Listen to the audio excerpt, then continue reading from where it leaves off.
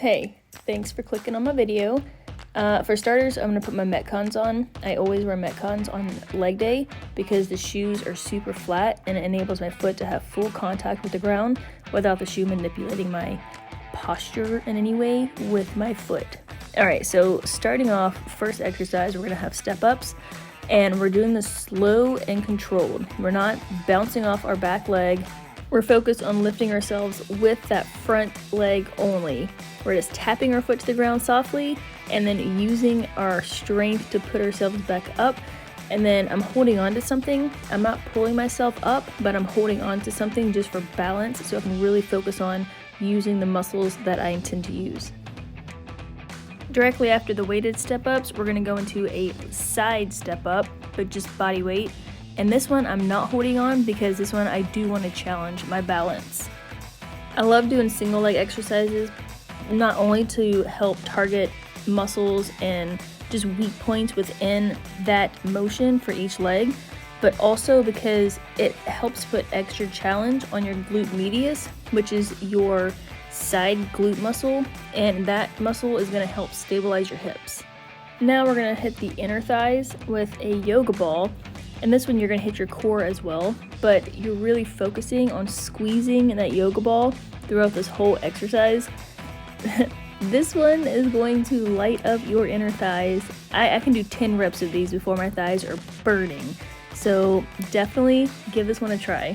Moving on, we're going to do lateral lunges, and I'm doing all my reps on one side before switching to the other side.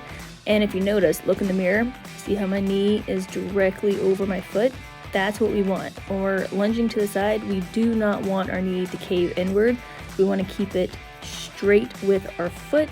This will make sure that not only are we activating that glute medius muscle by keeping our knee pushed outward, but also it protects your knees, because if your knee ends up caving inward, you're putting a lot of stress on your knee that is not meant to be put on your knee. We want the stress to be on the muscles, not the knees.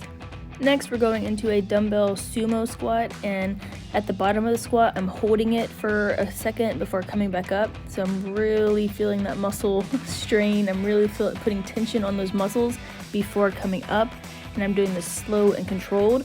And I'm making sure, again, my knees stay pushed out the entire time, and I'm not letting them cave inward. And to finish off, I'm doing some lateral banded walks. This also is going to target those outer glute muscles.